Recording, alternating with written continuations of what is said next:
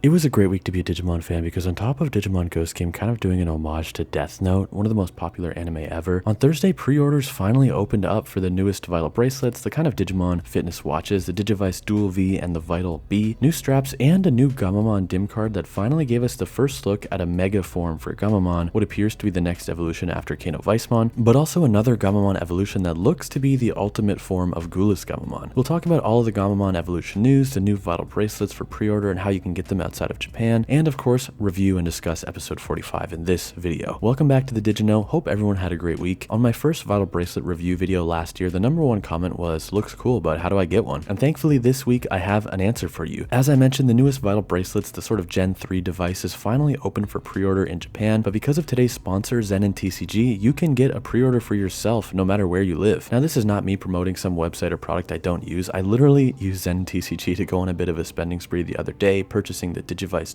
V with the new Gammamon and Imperial Dramon cards, the My Hero Academia Deku Dim card, and a couple replacement bands so I could upgrade my fashion while training my Digimon. For those who don't know, Zen and TCG is this excellent e-commerce site run by Digimon fans for Digimon fans. They stock the trading cards, the Vital Bracelet plushies, and other collectibles, and you can pre-order all of the new Vital Bracelet items through them like I did. There's even a special offer from now until October 14th. You're also going to get 8% off on the following pre-order items: the Vital Bracelet BE White or Black version, the Digivice V with the Gammamon and Imperial Dramon cards, and the My Hero Academia special set. There's even a giveaway for the official VB replacement straps that you'll be entered in just if you pre-order any of these items. When you're at checkout, just use promo code ZENINVV to activate that 8% off. There's a chance the promo might automatically be added to your cart when you have one of the new VBs in there. If it looks like this, what you're seeing on screen, then you're in the clear. You got the 8% off. I couldn't be more excited. Hopefully everyone who wants the new VBs can get a pre-order in, and then in a few months time, all of us Digidestined around the globe will be decked out with the dual Vs and Bs. Thanks again to Zen and TCG for sponsoring the video and sharing the discount code. There will be links in the video description for all those who are interested. Next up, let's talk those Gammamon evolutions that were revealed via the brand new Gammamon Dim card line. In some senses, it was a given that Gammamon would be getting a mega evolution just like other main character Digimon from past series, but it wasn't guaranteed. But now, almost exactly a year since Ghost Game first premiered on October 3rd, 2021, we have our first look at Gammamon's mega and even a new evolution for Ghoulless Gammamon. First off, thank you to Wikimon for sharing these images and the etymology. Please go follow Wikimon on Twitter and use their site if you haven't used it before. It's a great resource. Let's start with the Ghoulless news actually. This is Regulusmon or Regulusmon from Regulus, the brightest object in the constellation Leo and the 21st brightest star in the night sky. Visually, this is very much a Ghoulless evolution if the name didn't give it away. He truly looks like the dark mirror version of Vicelemon, which is super rad. I wonder if Ghoulless Gammamon will perhaps convince Hito to connect with him in order to initiate this dark ultimate. It almost looks like he's holding some kind of shield gauntlet on his left arm, and you'll notice he's still got some kind of scarf element to the design, a callback of course to Gammamon's little necktie scarf. I think there's a high chance this form is coming to Ghost Game and isn't just a VB exclusive or something, but only time will tell. And now for Gammamon's mega, we have Siriusmon. Again, Wikimon states that this is from Sirius, the brightest object in the constellation Canis Major and the brightest star in the night sky, so a super fitting name. I think Vicelemon and Gammamon's design elements are very visible in this mega form. It's definitely got that Digimon thing where the mega form turns human-like. He's a bit more bipedal and standing straighter than Vicelemon or Regulusmon, though he's not fully humanoid. There are certainly still dragon elements like the helmet head. The most interesting part to me are kind of the gauntlet blaster blade looking things on Siriusmon's wrists. The black and the purple are very Ghoulless Gammamon, making me believe that this mega form will only appear once we have thematically conquered or found balance with the whole Ghoulless Gammamon Dark Digivolution saga. I remember thinking Vicelemon wouldn't be possible until we resolved whatever was going on with Ghoulless, but maybe that beat is happening at the mega level. Once we find peace with Ghoulless and Gammamon is able to control both his light and dark forms, only then will the Siriusmon transformation be possible, and it'll have elements of both the light and the dark. Kind of like what Digimon Adventure 2020 did with the Holy Angemon. They made his black arm be a byproduct of Angemon having a part of Devimon inside him, but overcoming that darkness while still accepting it as part of him. So that's all we got. Of course, for the time being, it's only pixel art, but I'm really digging these names and designs. I think they'll look incredible in Ghost Game when they do arrive in the animation, if they do arrive, which I think is quite likely. Let me know what you think about them, and while we're at it, let me know what your favorite Gammamon evolution is, since in theory, we now might have the full picture of the entire Gammamon line for Ghost Game.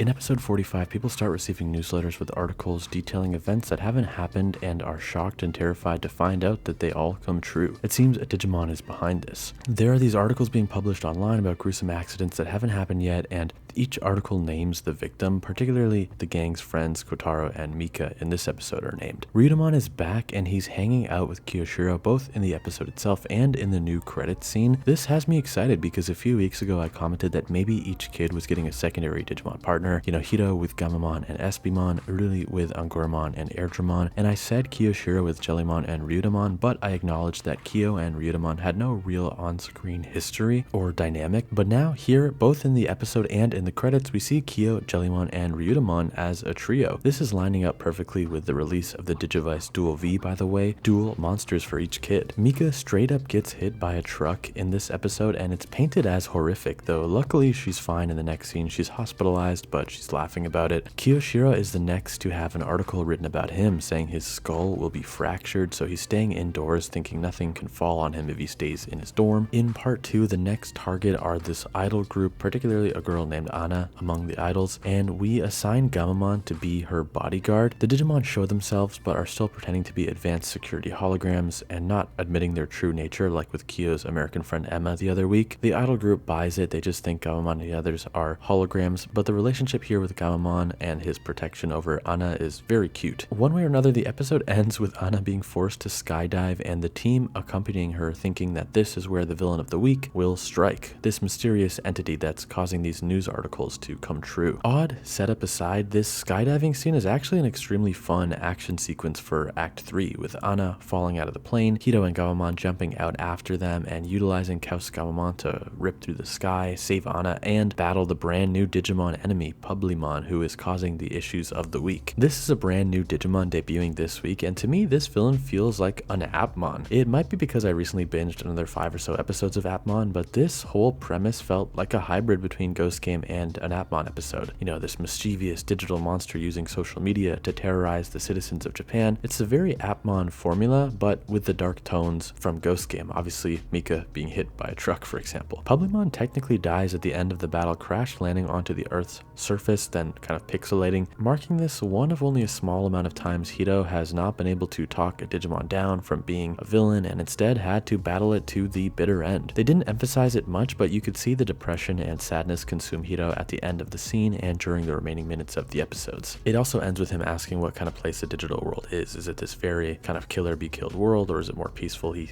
has no idea, he's never been. Episode 45, Ghost Newspaper, was not as basic an episode as episode 44. Perhaps I was riding the high of all the other great Digimon news this week, like the Gammamon Mega and the Digivice Dual V, but I quite enjoyed this one. A unique aerial skydiving battle, some truly twisted moments like Mika getting hit by the truck, Ryudomon's return and bonding with Kiyoshiro, a brand new Digimon, PUBLIMON, who was a lot of fun, felt like an Appmon, and was straight up killed in the final moments of the episode. 45 avoided a lot of the more tiresome Ghost Game tropes, like the villain secretly meaning well but being misunderstood. PUBLIMON was pretty much irredeemable and paid the price. Let me know what you thought of this episode. If you were happy to see Ryudomon return, or if you thought it was kind of redundant. He wasn't needed in the final battle, really, but it was great confirmation that he wasn't a one and done Digimon and that hopefully he'll return again, ideally expanding on the relationship with Kiyoshiro and Jellymon. Thanks for watching, everyone. Remember, I have some links in the description for Zen and TCG if you are interested in getting your own VB Gen 3 pre-order, whether it's the VBBE or the Dual V. Until next time, take care, have a great week, and I'll see you in the next video.